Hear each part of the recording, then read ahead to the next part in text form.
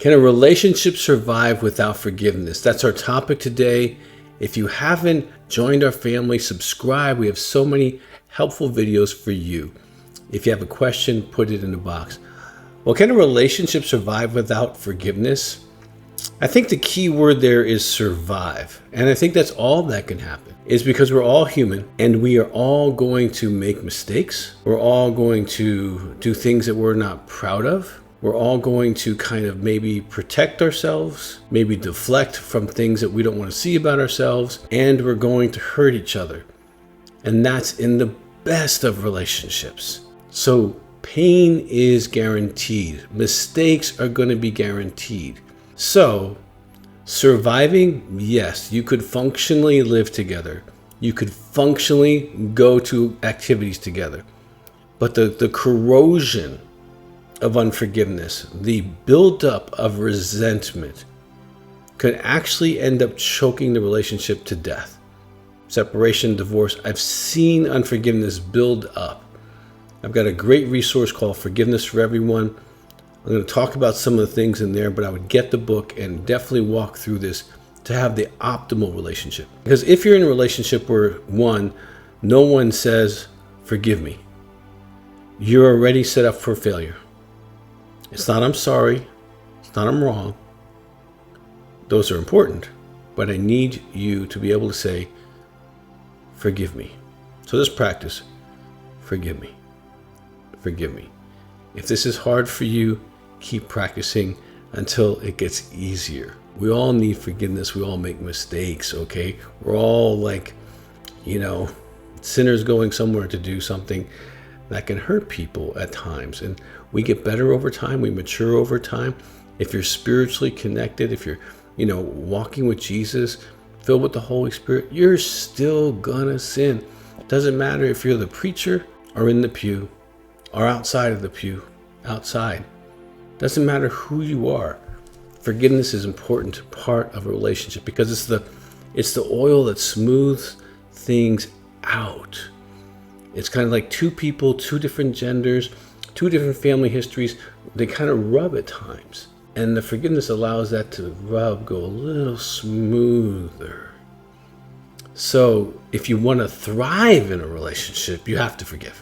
Now you can do this one of two ways. You can decide that when you get married, you're going to decide on every mistake and every sin, and you're going to decide at that time if you're going to forgive. Or you can decide to write a blank check in the beginning. I'm going to forgive you. When you make mistakes, I'm going to forgive you. Sometimes I'm not even going to make you say you need the forgiveness. I'm just going to forgive you because I do forgive you for my sake, not your sake. Because when you get into an unforgiveness state, someone else is driving your car, and it's usually the most immature person, and you don't want an emotionally 14-year-old, whether they're 50 or 60, driving your emotional car. Okay? You don't want to wake up one day and realize that you're stuck in unforgiveness because they never ask. People don't need to ask to be forgiven. They don't have to change for you to forgive them. You can decide to forgive them without those prerequisites. Now that's all in the Forgiveness for Everyone book, and I'm not going to go deep into that, but you can live a lifestyle of forgiveness. Now there is work to that, especially if you've been married for a long time. You might actually have to do some of the Forgiveness for Everyone work where you write an anger letter, you let that rage out.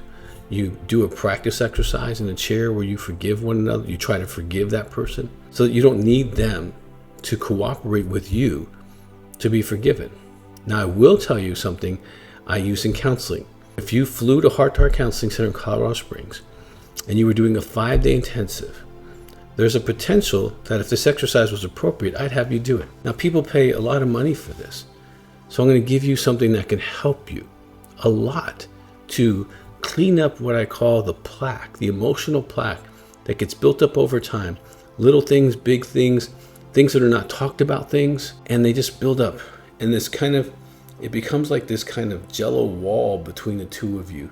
And you can't seem to touch the other person's heart anymore. You don't feel as intimate. You don't feel as trusting. You don't feel as close or as special. And you don't feel that oneness that you used to feel. Well, unforgiveness can have all of those symptoms and so much more. Easily angered, easily triggered, having criticism becoming a normal part of your relationship is definitely a sign of unforgiveness. So if you want to take the Brillo pad to your relationship, now this one will take both of you to cooperate. You get a tablet, and I mean a tablet for both of you. I need to clarify. Pieces of paper that are stacked together. I'm not talking about an iPad tablet. I'm talking about a written piece of paper tablet. And you start at the top of it, and you write this. I need you to forgive me for. And this is you writing down the mistakes and things you need to be forgiven for, things you said. Sometimes it's the things you haven't said. If you're one of those persons that withholds love, withholds gift buying, withholds sex, withholds quality time, your sin is what you don't do. You want to focus on what you haven't done then. But if you're someone who makes mistakes and they're loud and proud and you know what they are. I have counseled 5,000 couples, and I've used this exercise many times, and I've never had anyone say, Dr. Weiss, I don't have any mistakes to write down. I was really perfect. Now, I've had some that, they wrote 2 or 3 things because they were confused that they were really more wonderful than they thought. But that's just because they really didn't have any self-insight, and that's a problem in a relationship if you don't have insight into your flaws, or that you believed if you're flawed, you're not loved, because that'll keep you from intimacy. So back to the exercise. You write down all these things. I need you to forgive me for 1, 2, 3, 4, 5, 6, and just go through the list. Generally speaking, it's more than a page. If you're honest, if you've only got 2 or 3, I would say you're probably not mature enough to do this exercise. Okay? Or you're really so perfect that being married to you is just wonderful. If you're the person who never says I'm wrong, never says I'm sorry, it's not because you're wonderful. It's because you can't be bad, and you can't be flawed, and you can't be human. And that makes it hard to relate to you unless it's on your terms that you're wonderful. I've got lots of accomplishments and things that I've been very blessed to have in my life, but I'm human. Even this week, one of us in my marriage said these words, I need you to forgive me for. Okay, and in a healthy marriage, that's probably happening throughout the year. Not every day, not even every week. But if you're going a month or 2 or 3, you're either becoming very mature or you're not being honest. But once you do this exercise, okay, so you write this all down. Then you sit across from each other in chairs, and nobody leaves until we're done. He reads off, I need you to forgive me for ... And you have 2 choices. I forgive you, or I need more time. And that's it. We're not talking about it. We're not discussing it. We're not deciding if we agree upon it. They might say something to you that you think like, I never even considered that as bad. Doesn't matter. They're taking responsibility. Forgive them, or say I need more time. Then she does one, he does one, she does one. And usually the lists are relatively fairly even. Sometimes someone doesn't have any insight, but most of the time they're relatively even. And when you're done, as you go through it, you can scratch off the ones that were forgiven.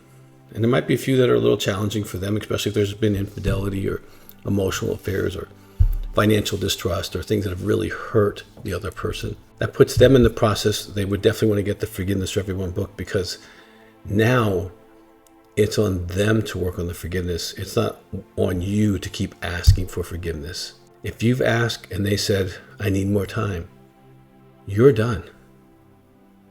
You don't have to go back and ask again. You can't make them forgive you. You're not necessary for them to do the forgiveness work. That now is on them to do the work. And if they want that big blob between the two of you, they may not want to do the work. If they're not someone who does emotional work, they might just avoid it. But you can have a clear conscience if you go through your list with integrity and you say, I need you to forgive me for, and just go through your list. And when you go through this list, you'll feel release, okay? And oftentimes people feel closer because they heard things that they both knew happened. They both knew were wrong, but no one took responsibility for their part. And I've had hundreds and hundreds of couples do this exercise, and at the end, be amazed and touched by how thoughtful and insightful the other person really was with the harm that they caused the other person. Because sometimes it's, if you write out that statement, I did X. Another way to add to that is, and that could have made you feel 1, 2, 3. Well, now you're not only validating what happened, you're validating the potential feelings that person had during that process, And that can take it to another level of empathy and then believing that you really care about them. Well, yes, a relationship can survive. I'm not into surviving. I'm into thriving. And if you want to thrive, forgiveness is an absolute necessary element. Okay, you have to be able to learn the skills of forgiveness. Forgiveness is a skill. It's not a gift like you have it or you don't have it. It's not like playing a piano or fixing a car.